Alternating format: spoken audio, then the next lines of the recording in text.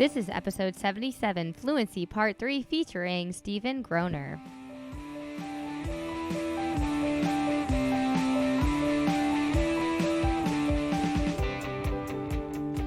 Hey everyone, here is another episode of SLP's Wine and Cheese. I'm Maria. I'm Deb. And here's our podcast. For the superstar SLP. Who's rocking out. Mm-hmm. Great. Very realistically. Yes, that's right. Hair down and everything. Yeah. Or up if you're a man, you know. Yeah, or in a ponytail that you're waving around in a circle. Or a man bun. I don't know. Just anything. Including everyone. All hair is allowed. Or no hair. Yeah, any. no hair. Or no hair. You know, really just rocking out. Yeah. Inside and out. Mm-hmm. That's what we want. Exactly. So we are on our third part of the stuttering, or excuse me, the Fluency trilogy. I wish it would echo. I just want to tell the listeners that I don't know that these things are going to happen. Like, I don't know that Deb's going to do those things. I didn't know either. I don't know that Mike's going to come on in asking Deb, you know, the randomest question. Yeah, like we don't know these things happen. Mm-hmm. We don't really plan that far into the future. How much do you know will happen? Nothing. I don't know anything that You're happens. by the seat of my pants every day. Yes. I got 2 new jobs this week. I didn't know that was going to happen. Deb just springs that on me. She's like, hey, sorry I'm late. I have a new job. I'm like, what? Pretty sure we talk every day. Yeah. And now you're like, I got a new job.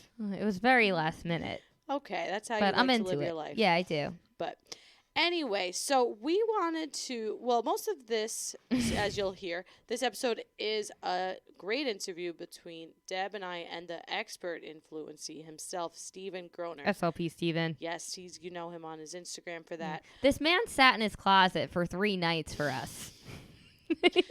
Just want to preface that he was recording in his closet because he has a baby, right? Yeah, and acoustically. It's better. I mean, it's small. There's clothes. Right, yeah. And, like, he's doing well. He can sit in his closet. Good, yeah. You know you're doing well in life. I can't sit in my closet. No, neither. What closet do I have? Nothing. It's only drawers. You only have drawers? Only have drawers. Welcome to Brooklyn! Yes. It's okay. I'm downsizing my clothing. We all have too much clothing anyway, so. Mm-hmm. Anyway, so if you're listening to this episode and you would love to rate and review us on iTunes, please do so. We'd like that. Yeah, we would love that. We would love it so much that we will read some of the reviews right now. Mm-hmm. So we had one kind of a while ago, November 4th, 2019. Hi, I'm Maria, and I too love this podcast.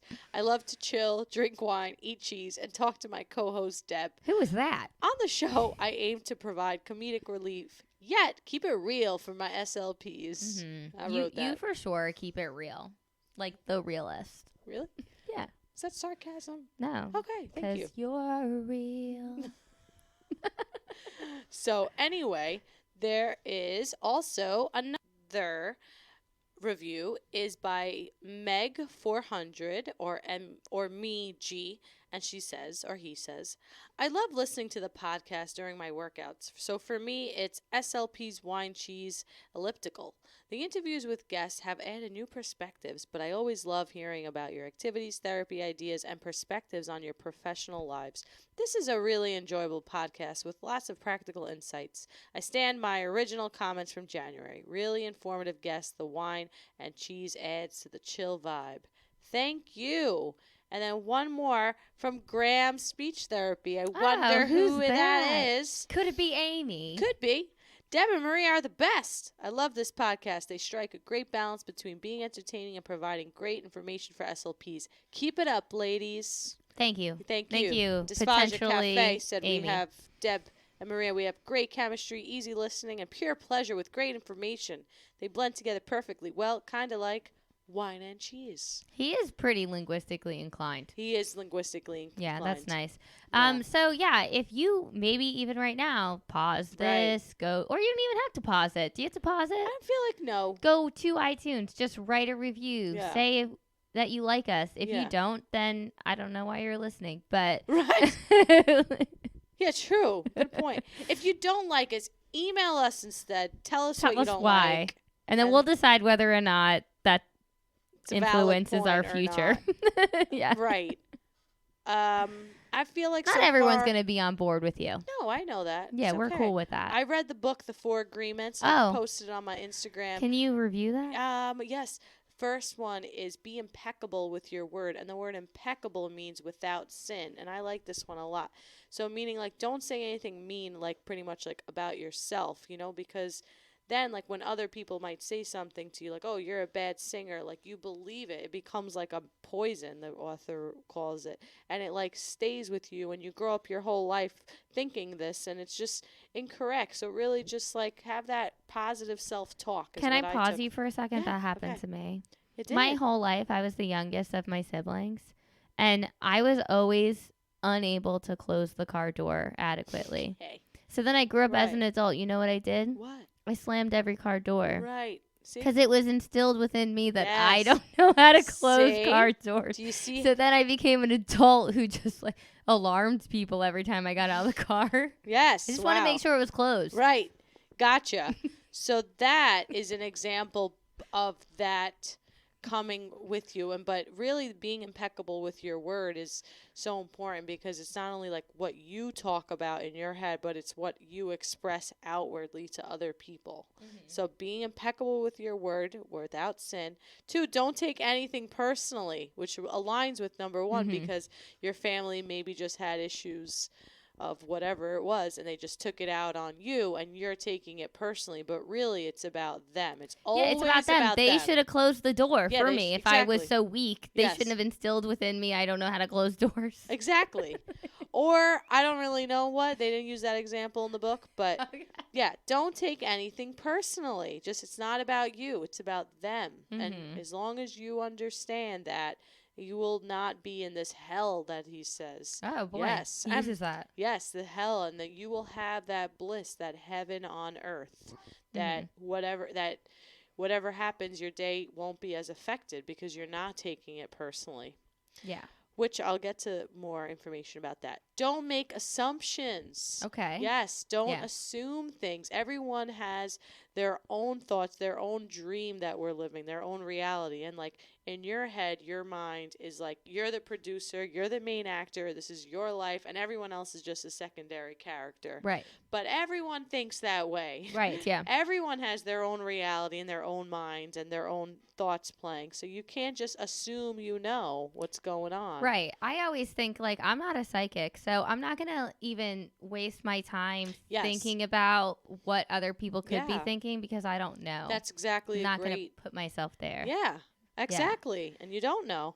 Also, I think for the most part, we're also worried about ourselves, that it's quite rare that you're not ever thinking like that person was a fool last night. You're thinking I was a fool last night. I mean, maybe I was. Who knows? But yeah, but like, so you're not really thinking about so much of what other people have done. More so, you're thinking about like what you've done. Well, that's how I. Yes.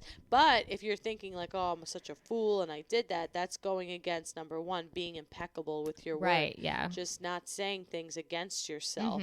Really just, you know, you're human and we make mistakes and stuff. So just like to be easy on yourself. And number 4, always try your best. And that really goes to like, you're not going to always be impeccable with your word, you know, and being impeccable with your word, the first agreement also talks about gossip, and gossip is really not good, and like people bonding over gossip, and it's like really just not a great and what's that word, wait, it's not worthy of your time. It's not good vibes. It's not good vibes. I think pretty much. What you say about other people says more about you than it does about them. That's so true. if anyone's like, I Gossiping. almost said something. Yeah. Beep. Yeah. So if anyone is doing that, Right. then I don't trust them. Right, exactly. Yep. So always try your best. Listen, you're going to make assumptions sometimes. You might take things personally, and just to keep trying it again, redoing it, like being aware, like, okay, I'm not being impeccable with my word. I'm getting down on myself on something. Like, stop that. Try your best and just keep it going. And with this, he says that you will have this bliss on earth and you will be calm and you will just be more, you know, you're like a warrior. He talks about being a warrior, like fighting for this and like, you know, being brave. I think I do what this guy says. Yeah, this is a great book. It's such like an easy read. I posted it on my Instagram if you want to see the cover and stuff. The 4 agreements. I also read this one quote once also that was like something along the lines of, don't tell me what somebody else said to you about me. You let them feel comfortable enough to say that to you. So what are you saying? Yes, I've read that. Something like that. Yeah. Yep. You explained it right. Yeah. But why were they so comfortable with you to share that information? Exactly. Yeah. Agreed. Yeah. But don't take it that personally, though. I'm not. They have issues to feel the need to gossip about you, you know? They're not being impeccable with their word, and they're just trying to drag you down. Don't take it personally. Remove that. Yeah. But anywho, and now a brief word from our sponsors. This episode is brought to you by the Informed SLP. Great clinicians need great scientific research to inform their practice. But how can we know the research with so many articles and so little time? The Informed SLP makes it easy. Each month, their team of scientists and clinicians find the research for you. They explain it without the jargon, without the burden, just for SLPs, so you could spend less time reading and more time treating. Visit theinformedslp.com and enter coupon code wine and cheese for 20% off. Check out the show notes for more information. This episode is brought to you by Therapy Travelers, and Flavia is going to share 3 great reasons to work for Therapy Travelers. All right. So one amazing reason is the company culture. You won't find that working for any other company that really, truly cares about their therapists and what they're doing, because we want to change kiddos' lives. 2 are benefits. A lot of people do not get wonderful benefits when they're working for agencies, and they're unaware that they actually can get those. So 401k, we match up to 4% starting day 1. We have a wonderful EAP program, which is all mental health based, and that's completely in the company. Medical, dental, vision, we do cover 75% of your premium. You get PTO, you get paid holidays, you get CU and reimbursement, sick time, a lot of those things you do not get when you're working for an agency. And the last thing is something called a relationship manager, which is a person that's there to be your advocate and to help you when you're on assignment. We don't just place you somewhere and forget about you. We have someone that's there to check on you, to be your main point of contact. They're also the main point of contact to the school district if you have any issues. So it's just a really unique agency to work for, and we love everybody that works with us. We're a big, happy family. Great. Thank you. Yeah, I'm inspired. Thanks. And now our interview with Steven Groaner. Hey everyone, we are back with Steven Groaner, or you might know him better as SLP Steven. We're going to go finish off our Fluency series, part 3. That's first, right. Yeah. Say hi, Steven. Sorry. Hey, guys. No, it's okay. What's up? Glad to be here. Welcome back to the show, Steven. Yeah, Thank Maria's you here very too. much. Third time's the charm. Yes, I'm here as well, and I'm super excited about this wine. So I bought this wine, and the lady at the wine store said this was going to be the best Pinot Noir. It's a Jurgernot. It's a Russian River Pinot Noir, and it's described as fierce, brave, and delicious. Great combo right there. That is, yeah. Yes, and it has a rich and intense with a complex character and smooth finish. And I was like, interesting. And it does have a slight aroma of licorice, and it has blackberry, but it's not overwhelming. You know, sometimes. That's nice. It doesn't Yeah, it's yeah. really good. And like I mentioned before in part 1, you can't go wrong with Pinot Noir. Yeah, right? Pinot Noir is good. Something we've learned on this show, and hopefully our listeners have learned as well. Mm-hmm. You know, to But live fancy. I see that there's no wine left in that bottle. Yeah. And so did you just drink the whole thing?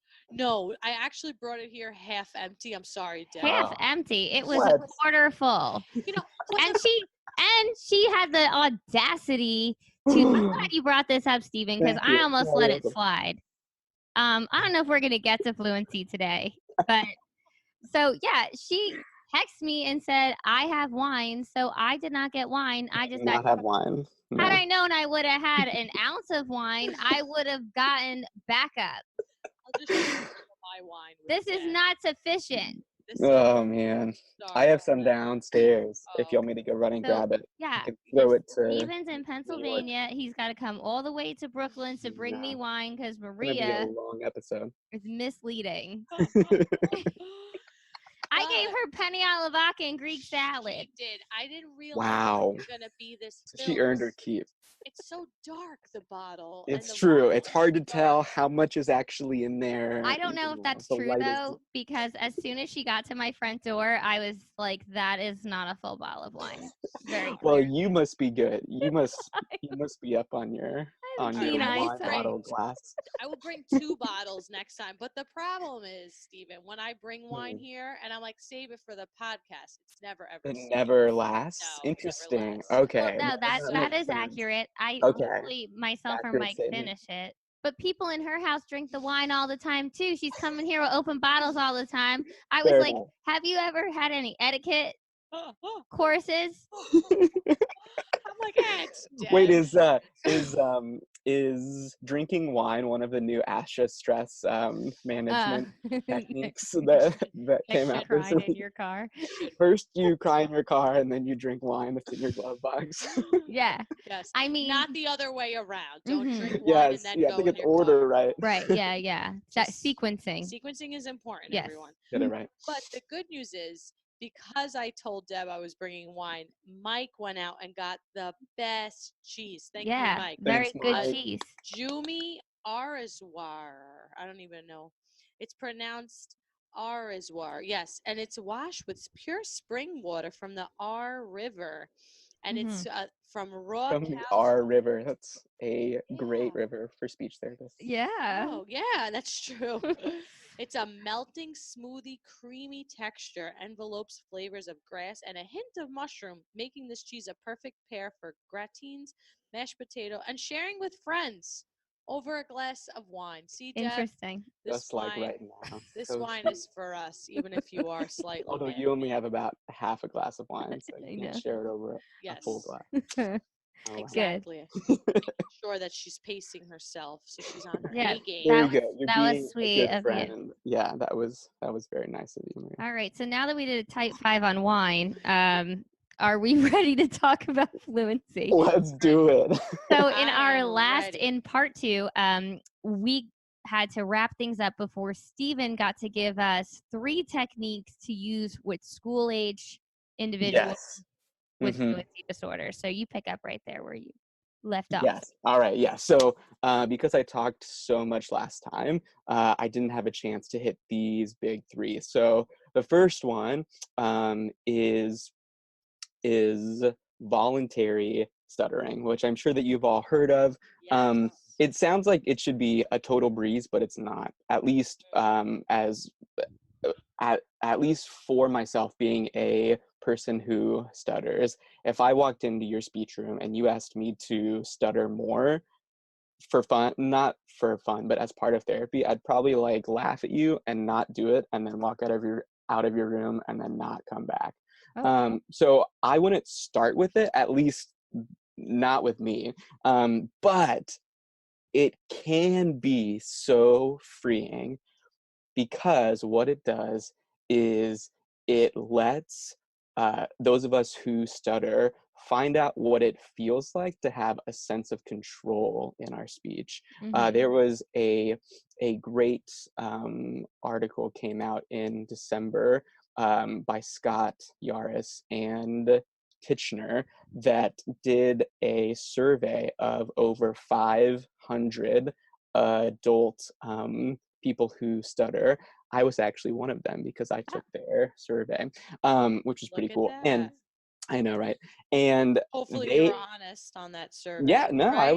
I was very, very truthful. I would not want to Kidding. be part of bad science. But what they Right. found was that the top 2 things that make up a moment of stuttering is the sense or experience of being stuck, and a sense of a loss of control.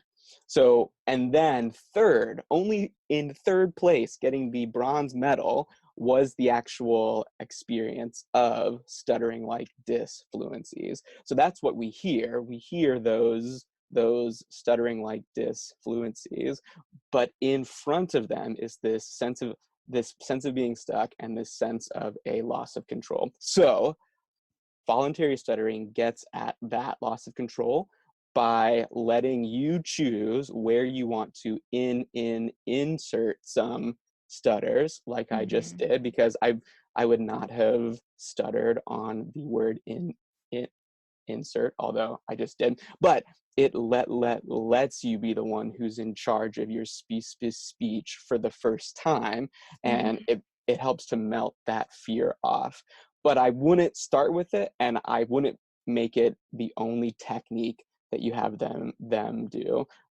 We have to teach them how to speak more fluently, but then also get at this sense of a loss of control and start to try to desensitize them to stuttering moments, so they start to be less tense and speech is more forward moving. So just know that it can be really, really scary. So maybe don't have them do it in front of others in like in a group setting. Maybe just with you in your speech room at first, until you learn if they like it, if it helps them, if it gives them that sense of control. And if they don't like it, then you don't have to do it. I have found it to be helpful, but only after a whole slew of other techniques. All right, so makes sense. Yeah. So the next one is self-advertising. So when I was 17, I went to a 2-week-long fluency shaping stuttering program that taught me how to speak more fluently. But it was not until I was 23, 6 years later, that I finally found myself able to say, "Hi, I'm Steven, and I stutter." I would not have told you that I stutter if you paid me, because it's such it is, or it was for me, such a shameful thing to say. So even though I was speaking much more fluently for 6 years, I still couldn't bring myself to say that I stuttered. And that's what this technique does, is it starts to break down those shame walls. And it's really hard. Well, it was really hard for me to do, but for me to say the 4 words, whatever, "I have a stutter," was so hard. But once I did, I felt a lot of that shame and fear just start to melt right off. But if you had led with that, I also would have just walked out of your room, because it was so hard. So did I you know that. feel that way because you were embarrassed, or you were in denial, or what was it that you weren't I in mean, you knew? no. So I knew that I stuttered, and I sought help because I didn't want to stutter. And so then I would just try to speak fluently and not let you know that I stuttered, which is fine. I mean, I can choose to do that if I want, but that adds a lot. That keeps a lot of stress in the conversation. Whereas if I just say, "Hey, I have a stutter," then that starts to kind of melt away. It takes, bravery to say that, but I can say that, and then I can move on and still try to speak as fluently as I can, but not have that extra cloud, there. So So that's interesting, because our previous guest that we had, Lily, who was on episode 74, she doesn't have a fluency disorder, but she has like a thick accent, and English is her second language. And she on the interview said that like English is not my first language, and I used to be uncomfortable. And she gave her whole little story before we got into that's the awesome. bulk of the interview, because she said the same thing, that it alleviates that Some of the stress. stress. Listen, there are going to be some words I don't pronounce correctly. There are going to be some grammar little things, and like it's part of me, and it's part of the acceptance. And she actually helped me out too with a stuttering client that I had because he was in his 20s, and I'm like, he's not like a little kid. I can't be like, that's turtle. Let's do turtle talk. I'm not gonna talk to a 22-year-old like that. Like that. Well, thank You're welcome. This guy's only a couple of years younger than me, so I wanted to treat him Sure. like equivalent. Yeah. So Yeah. a big part that I talked about too was the acceptance part. As therapy went on, like, listen, like, people are Yes. gonna judge you, and like, but they could judge you because you have tattoos. They could judge you That's for true. anything. Yeah. Yeah, and So- I think that is key. So that is something that I wish would have been in my 2-week long fluency shaping program. Now, I love that it taught me how to speak like I can right now with you. Like, I said yes to this podcast because of the fluency techniques that I was taught Oh, nice. in the Awesome. span Thanks. of those 2 weeks. Let's But get a there was baby a lot. Cheers to that. Yeah. Thanks Right? for But being there here. was a lot that they left out, and that was the learning how to be fine with myself and get to the point where I could say, I stutter and I, use techniques to get my thoughts and words out, and being able to say that to someone and trust that they're not gonna, leave or laugh at me or, walk out on me. It takes a lot of courage, especially after years and years of being laughed at or mocked, or people look at you funny, or they walk away and leave you, trying to talk. Those, I mean, that's crippling. And Right. so those things do have to be addressed in therapy. But if you were just to try to work on those things and not work on speech fluency, then I think that you leave, stuff on the table too. So it's all kind of wrapped up into one. And I guess that was only 2 techniques. Yep. I said 3, but it was just 2. I guess. Oh, okay. So we had voluntary stuttering, where it's like Mhm. pretty much tell them stutter Yeah. on this So word. You're gonna yeah, say this either you can, so you can say, look, you can start out with your name and where you're from and like where you live, really really personal stuff, just stuff that matters to them, and just say, choose a word that you would not stutter on, and just choose to have 2 or 3 very easy stutters, like, hi, my name is Steven, right? Like, my is not hard for me to say, but I just chose to have 2 or 3 or 4 nice light stutters. And then you can say, all right, now choose 2 words, or now choose 3 words, and you can work the task up from very very short phrases up, to full texts and things like that.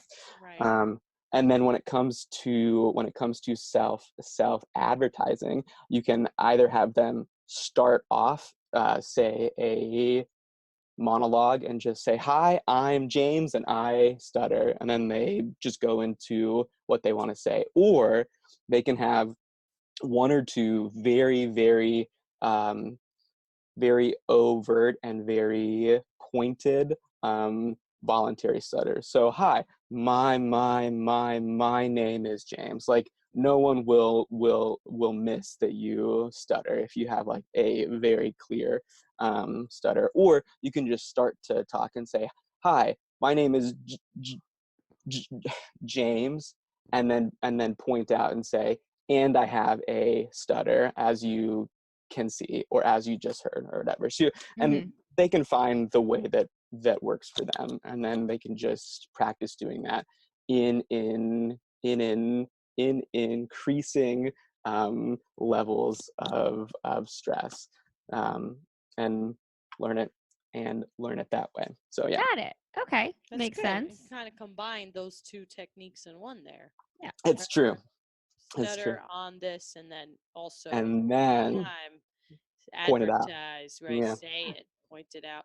I remember seeing some kind of documentary or something where like I guess it was like a stuttering camp, and people were like had to like announce it on the train, like, "Hi, my name is Maria, Yeah. and I stutter." Yeah. Right. I watched Yeah. that too. Yeah, we watched that in grad school. I That guess is so. so And cool because guess I who have they not seen that. But like honestly, like I would say that many of those of us who stutter, myself and myself included, would like rather be shot than have to like stand on a train and like say Mhm. that. Right. But once you do and you see that you don't die, you don't lose Right.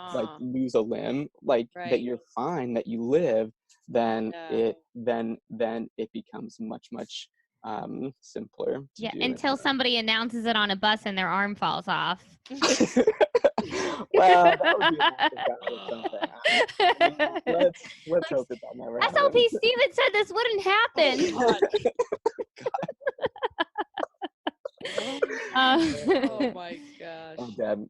That would be funny though. So, yeah, I'm just like the visual just keeps happening in my head. But are we gonna? So now, adults, are there any other? Yeah. strategies? So yeah, and so now we get to the point where, so first of all, every single fluency techniques, every single fluency technique helps some people who stutter to speak more easily, but not but not um, but every fluency technique does not always help all people who stutter to speak more fluently. So you have to sort of be um, the sheriff that kind of like figures out, well, which techniques work best for this client. So they have to be able to try them all out, like really deeply, and then choose the ones that work best for them, because those are the ones that they will actually work hard to use outside of your therapy room. So every single school age technique can be used with adolescents and adults as well.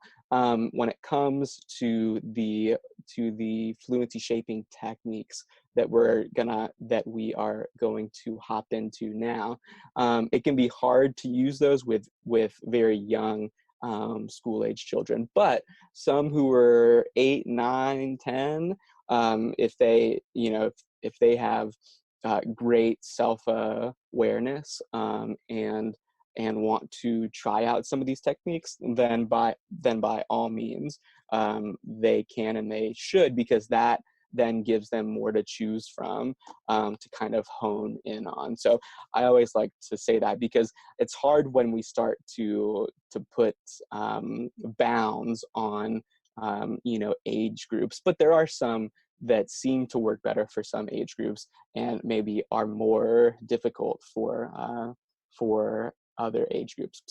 So let's dive into kind of my or kind of the bread and butter fluency shaping technique. So whenever I teach a fluency shaping technique, I start with what's called the stretched syllable technique. And what this does is it lets us slow down speech to learn the other fluency shaping techniques. So to make tiny and precise changes to our speech, it helps to have that speech be very slow.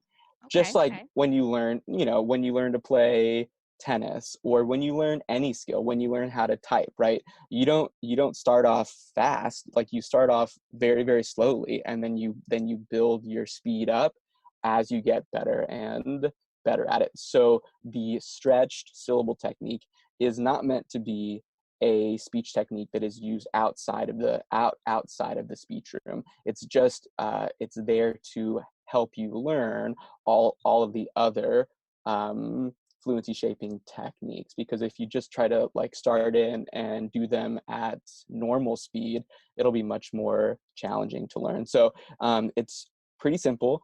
The stretched syllable technique involves you breaking up each word into its syllable and stretching that syllable for 2 full seconds. So, hi, my name is Steven. Yes, it's very slow and almost painful. I had to speak in that way for 3 full days at my Wow. 2-week-long therapy program, and it was as hard as you would think that it would be. Yeah. But That seems incredibly difficult for any of my students to do. Same. And for an that is adult. An Yeah. adult hence might- why you should not do it with, a 6-year-old. I mean, it's Right. probably not going to work out. I feel like an adult might be like, I'm not doing that, I feel like I can get an adult to do it, but my 4th graders even, like, I am Yeah. constantly like, slow down. They want to Turtle race talk. through everything. I know. They want to Yeah. just be like, finished. I did it. Done. All right. Yeah. Better. Done. Yeah, I know. Next. So Yeah, like and so everything I do. I would wait until age 12, Mhm. unless you know that you have a student who you think might be able to do it, and then Right. let them try. So yeah, Definitely a personality factor exactly right. Use your clinical judgment. So then, after you've had them do the stretched syllable technique up to sentence length tasks, so saying their name or where they're from or what the name of their school is. Once they can slow their speech down at the sentence level, then I teach diaphragmatic breathing, which is really hard for me to say, but actually really good for speech fluency. So all that you do is bring your focus down to your diaphragm, feel it move downward, and your stomach move outward to fill up your lungs with a comfortably full breath of air. And then don't stop, clench, or hesitate at the very top or crest of that breath. Just go straight into letting it all back out. So air is to our speech like gas is to a car. Like without it, our speech can't go. So I always start a lot of the sessions with my fluency clients with some breathing and even meditation because I just start relaxed. Mhm. And I you're right. like That that is what you said about the gas, but I the talk car. about Yeah, the importance of the breath and like focusing on it because it also helps like reduce like their negative feelings, but it also makes them more paying attention and how exactly. their breath is. Present. Yeah. Yeah, all that stuff. It's like a, it's like a 2-for-1. I have a new Exactly. adult client with some fluency stuff, but then also some like speech sound stuff. And I've been working on diaphragmatic breathing just because what this individual is struggling with is taking in enough air to get through an utterance. Yeah. So like she's out of breath and then stretching it, and it also sounds like cluttered towards the end. Right, because you're just like trying to get it all out and Mhm. there's no air, right? So we have to have air to then do any other fluency technique. But I would not just teach the diaphragmatic breathing technique and then stop there. Like it's not going to do a whole lot for you, but it is a great base to then launch into the other techniques, because without air you can't speak at all, but you can't hope to use any other This isn't breathing class, it is speech. But exactly, right? So we can't just breathe, we have to breathe. This isn't We have to Lamaze speak. class. Exactly. But we need enough air to say anything. Exactly. To get through it. But we got to start with that, Exactly. It's like the nice base, and then I like to be like, do you know when you're in karaoke and Deb loves karaoke. it's Whitney or Celine. I bet that she's great at it. And you're She's pretty good. She gets into it. and you're getting ready for that big part. You need Yeah, to think like you know ahead. it's coming. Yeah. Exactly.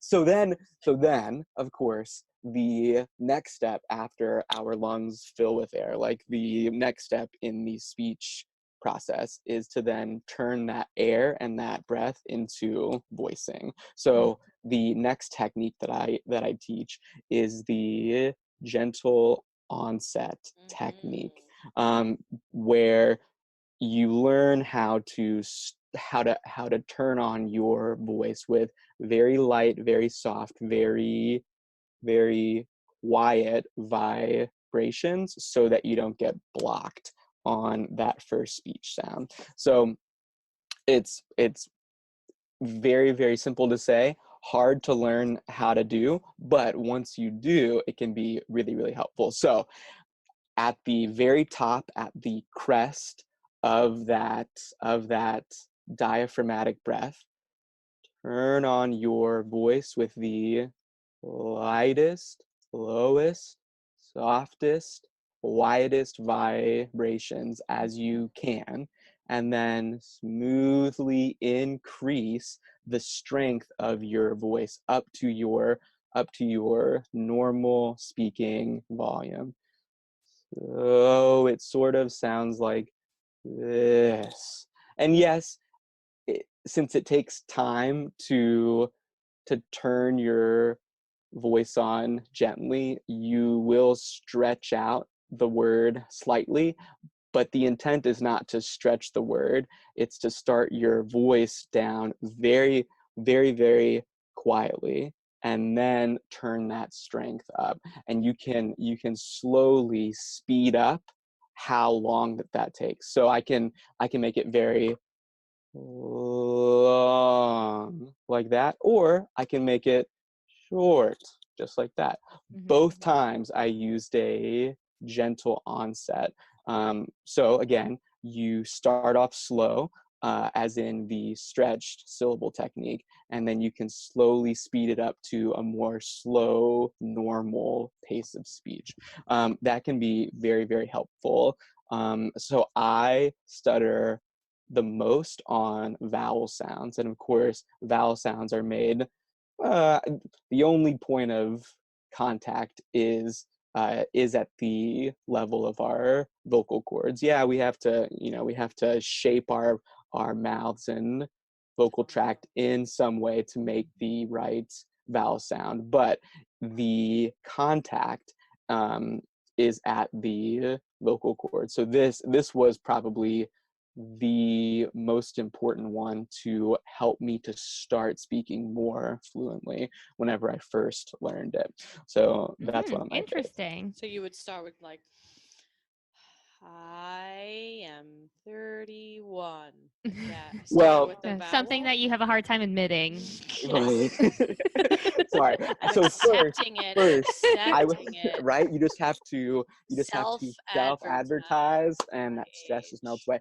So I would start with just a single syllable, a single word, right, and then single word, and then a short phrase, and then a sentence. And whenever you first learn, you should take a new diaphragmatic breath for each syllable. Yes. Okay. So this is a discipline type of strategy. Well, it is when you first learn it. So to get a lot of practice in, you should do it on each syllable. But that's not a way that's not a way that we can talk in the real world. So then you can build up to where you just do it at the start of a phrase or clause or sentence. But I start at just one syllable, and then two syllables, and then words, and then phrases. And then sounds like something you should use poems to practice with. Just I know that you love poems, so I mean, you can just start there. And you already know how many syllables are in each poem, so you'd know how, like in each line. Right. So you would know how many times you need to breathe. It's Deb easy is to find. always team poems. I And am. I don't blame her. I'm gonna She's do got my her thesis point. on it. Oh, I wow, probably. that's I haven't Definitely. met a situation it didn't work. that could not have been made better by a Yeah. good poem. Actually, when I entered college, my life stream was to be a poet because Oh. I wrote poems so I could get my thoughts out of my head. And then Mhm. my mom said that I couldn't have that as my job because I wouldn't make any money. Yeah. And so then I turned to speech pathology. But Yeah, that doesn't I was gonna be Carrie Bradshaw. Wow. Okay. Yeah, you know, There you go. I was gonna write. How'd that pan out for you? Well, you know, I have a podcast and a lot of Of course. shoes. She has more plants than shoes. I do have a lot of She plants. does like I think her Carrie would plants. kill all the plants. So, you know, Oh. I became I got a lot of life in this apartment. Better version of Yeah. Carrie. Yeah. She Uh, does. So that's 3 strategies, Stephen. Are there how many Yeah, more? so 'Cause there's- I want to give a chance for some listener questions because we got a lot. Gotcha. Oh boy. So I have 2 more. How much Go time ahead. do we have left? We'll wait until it does the sometime. alert, maybe. Okay. on- All right. Hopefully we All get right. an So alert. let's just dive back in quickly. So Yes. the next technique that I love is the continuous phonation Oh, I technique. like that one too. Right? And that one is great. So what you do is you consciously tell your brain to tell your voice to simply stay on. So as you speak, you sort of say to yourself, you say to your voice, stay on, stay on, stay on, stay on. And what that does is it cuts out a whole slew of times where your voice would have to turn back on, which would be a place where you could stutter. So if your voice stays on, then you just skirt those potential moments of stuttering. Now, of course, for some speech sounds, our voice does have to turn off. So it will have to turn off slightly. But if your intent is to keep your voice on as much and for as long as you can, then you will make those moments where your voice has to turn off to make speech sounds. They'll be as quick and light as they can be. And I'm not sure if you can hear it, but I've been doing this technique this whole time that I've been talking. And it's really helped me to not stutter and keeps my speech moving forward, which is our end goal of fluency therapy, is to keep our thoughts and our words moving forward. So honestly, this is probably the one that I use most now. So I just start to talk, and then as I talk, I just say, stay on, voice, stay on, stay on. Now, you have to make sure that that your clients don't have any hyper function whenever they do this. So they should not be pressing or Clenching. right, like Right. Yeah. clenching, No tension. because Then it's exactly kind right. of stopping Then it that turns into a continuous. voice disorder, and we do not want Christy voice to come after us. Yeah. So Get mad. exactly. So it has to be done without tension. So that's Right. huge. Okay, the last tech. Tension.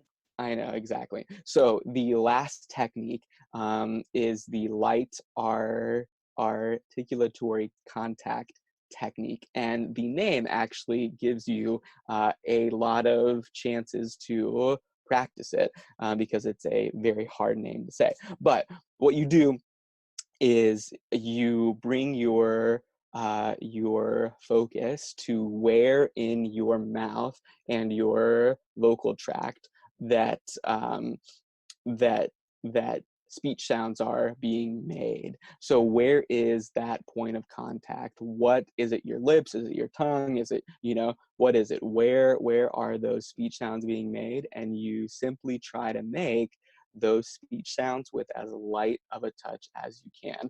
I'm not sure if you can hear it now, but every single consonant that I say, I'm making with a light contact, whereas I would have used to have stuttered on that C in contact or that T in contact. But when I use a light contact, I just keep on sailing forward. And so using this one paired with continuous phonation, you can really get a very smooth forward moving speech pattern, and you can be much more fluent. So those are my top ones, my bread and butter. They are fun to learn, they take work, they are hard to use day in and day out every single time that I say something, but whenever I want to, I can and I do, and I can get my thoughts and my words out much more quickly, much more easily, and much more fluently. So I will now take questions. Great. All right. Awesome. My question is, do you ever let yourself stutter freely, or do you try to always control it now? Right. So I talked about light bounces, I think, at the end of last podcast, which is the one that I was taught that just lets you stutter very, very freely and easily. Personally, I don't like to stutter. It doesn't feel good to me. So I would rather not do it. So I like to try to not stutter. But I have friends, many friends, who don't mind it. And that is their choice. And I think that's what's key, is that you can hear people teach or say this is the way that you should do fluency therapy. Well, the only way that we should be doing fluency therapy is giving students as many techniques to choose from, letting them pick so that they can reach their speech goal, whether that is speaking more fluently, whether it's stuttering much more quickly and freely, whatever their goal is, they should have the tools to meet that goal, to reach it. So I say, teach them all, let them choose, and then like hone in on those 3 or 4 or 5 or 6, and get those really, really strong so they can walk out of your speech room and have the tools that they need to get their thoughts and words out. Exactly. Yeah, all right. I like that So answer. some listener questions. We have some listener questions. I think the first one is a 2-part question, so let me just skip Ooh, to a this. twofer. Okay. Yeah, 2-fer. I'll start with the simpler one. So I asked, specific questions for stuttering, and she said, motivating a first grader, not motivated to use strategies because they have severe repetitions and some blocks. That's So hard. how can she motivate them? Yeah. And that honestly, I would say that age group, like 6 to 8, is the most challenging for me. And it's because they have to be the ones to actually use strategies, but they don't often want to, or they don't think that they stutter, or they don't care that they stutter. But we all care that they stutter. Mom and dad does, teacher does. We know that we should help them and that they need help, but it's hard for them to know. And so honestly, what I would do is be very, very truthful with them. I still feel like that I hear that there's this myth that if we bring up stuttering to a child who stutters, then we'll make it worse. But science has not found that to be the case at all. So I always start with, if I'm having trouble with buy-in, I be very, very clear. I say, look, when I listen to you speak, I hear that you get stuck. And then if they say something, I say it back to them as I just heard it. Say, well, like I just heard my goat does not like to be milked. I don't know why I just came up with that sentence. That's like It's a okay, because we're talking about cheese um before, maybe. like yeah, so like I Cow's just milk, say you know? like that is what I heard, and I'm here to help you to get your thoughts and words out easier. And I'm just like very, very upfront, clear, direct, Mhm. and that's I think that's how we should be. Yeah. We should tell them the truth of why they're there and why we think that it matters. And then if they don't want to use strategies and we've used all of these supports that we can, then maybe now's therapy and they can come back when they want to work on it. But to say, oh, they don't want to use strategies when we haven't talked to them about why they're in speech, I think, or I just hear that still goes on. And I right now give you permission to say the word stutter in front of your young clients who stutter. You're not going to harm them. You're not going to hurt them. In fact, if you can't say the word to them, what does that say about how ashamed that they should be of it? Like we Right. have to Right. Totally tell agree. them I feel the like truth. Anyway. Deb and I talked about this on the show, and I was like, I tell them, because I want them to know why they're here, and my long-term goal for them too is like to accept it, So, but how can you accept Yes. something you're not even aware of? That you can't even Right. talk about. Exactly, right. I'm So like, let's talk And about also, if this. It is someone's tough, though. not motivated to do anything that I want them to do, like just how What about Steven. poems, Deb? Oh I'm just well, they get into it. They get Bring into out it. the poems. Bring out Exactly. the poems. I don't not too much is an option in speech. But so I'll be like, oh, do you want to play the alien game? Okay, well, right now we're stretching out our sounds, and when we're all Well, done, we will play the alien game. As So we're let's still finish stretching out our this. find like the one or two things that they love to do, and then make Yeah, them work so that slow they it can do it. down. You got a That's lot it. of time. First Right. grade. Yeah. This guy's in it for the Right. long haul. Exactly. Yeah. He's gonna be there for a He's while. chilling. I have So another question. All right. How to help students identify stuttering moments to improve use of strategies? Ooh, that is really Similar good. to this last question. Yes, very but much so. So this one, they're not identifying. exactly. So, first of all, it can be really, really helpful for them to learn how to try to hear stuttering in your speech. So maybe you should stutter and have them tell or show you whenever your speech is, smooth, maybe a thumbs up, and when you start to stutter, the thumb goes down, just so they have to start to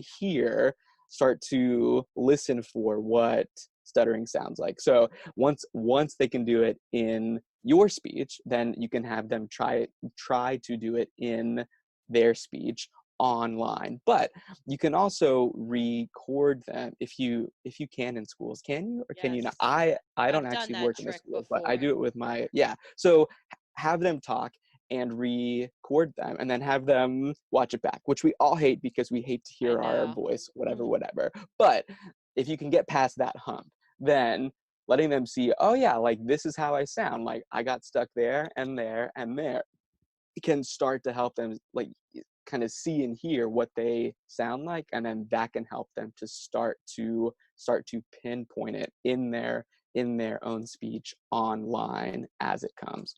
I like to also use visuals for everything, but you could draw like Well, a smooth road and then like a bumpy exactly. road and like Bumpy point road, to have it. them point to each one. Yeah, whatever you There we want. go. There we Amen. go. I have more questions. Let me hurry up. This Do one it. I Bring it. didn't Yeah, fully let's get it. do. One last question, and then we're gonna get going here. And then Steven, if you have a quote, start thinking of it now. Oh, I got it. Okay. Okay. All right.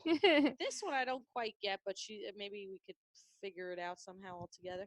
Fourth graders started using a puppet motion when talking. So I don't know if they meant by their hand or their jaw Yeah, was that just makes up sense. and down. Okay, mild, I don't know. Mild stutter with lots of artic. Severe prolongations, kindergartner who is DD, and struggles with self-awareness. Developmental delay. Yeah. Developmental delay. Thank you, Steven. Okay, so kindergartners, you can fourth still, grader. Fourth grader oh, using a puppet motion. oh, while the puppet. talking. And then I We thought have there a was a kindergartner. Severe, and then with prolongation. and then all right. So those are two separate questions. So the fourth grader using Unless they're one and the puppet same. motion. Right. Okay, yeah. So that one, that sounds like that during a moment of stuttering, they tried to like sign, like talk, like almost to kind of like tell their brain to like talk or to get through that moment, and found that it helped or something, and so now they just keep on doing Now it. it's a And I mean, secondary characteristic. exactly, right. Compensatory strategy. Exactly, which is great that it helped them, Right. you They know, figured through out something that helps time. them. But it might not be the best thing to go through life doing this with your hands. So at some point, you're gonna have to probably try to extinguish And it probably won't last forever. He'll get used to that. Right, exactly. That It'll start to actually not help anymore or not work. Yeah. And then with the kindergartner thing. So I guess Kindergartner with reducing the hand DD. motion, maybe. No, I thought the fourth grader had that. Yes, what do you that's read? the fourth grader. I'm just Oh, curious. severe Yeah. prolongations in the kindergartner. Yeah, who is developmentally delayed and struggles with self-awareness. Okay, well, yeah. So of course, like they're 5, so they're not gonna actually have any, or not very much. So with them, you can actually still use all 4 of the techniques that are used in preschool stuttering. So you can slow down your own pace of speech. You can reduce communication demands. You can do syllable timed speech, and you can give verbal responses, mainly for fluent speech and then a few for stuttered speech. So I think that was on our first episode. So she could be lumped into that age group. Great. I would do some of those techniques before you make her actually try to use any strategies. That makes a lot of sense because they're little. Great. Well, I think we covered a lot.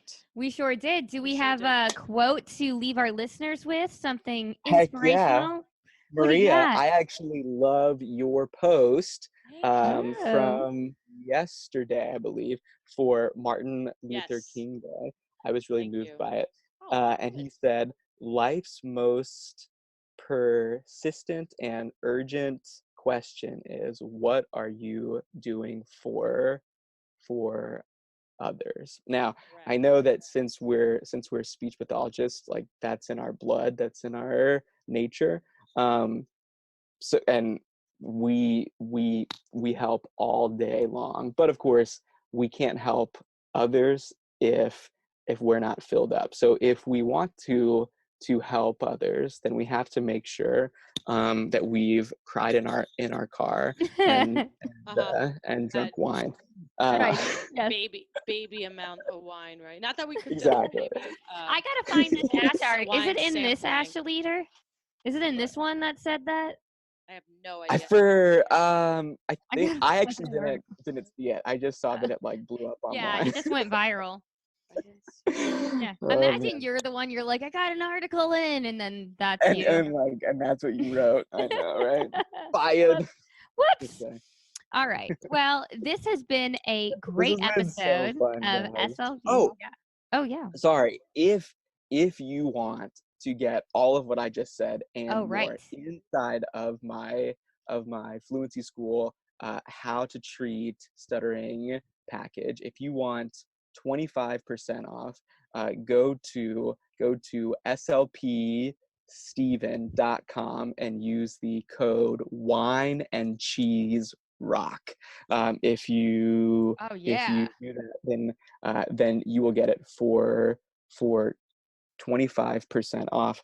until the end of 25, next month, I 25. think, is when I have it set up. And is It's the that end of We'll include all you know what? caps? I'll just Email it just to us keep it and up forever. Oh, Yeah. yeah, It's wonderful. an all, figure it for out. Is sure. it all capitals or It shouldn't matter, but yes, that's how I put it in. So it's wine and cheese rock, all one word, Okay. all caps with Okay. no S at the end. Got it. So All right. All right, Perfect. Thank you so Steven. much, all right, Steven. gals, this has been fun. This has been a great Go and get Fluency more wine, trilogy. Maria. Yes. There we Yeah. go. I will work on Bye, the guys. wine. Bye. Bye. See ya. See ya.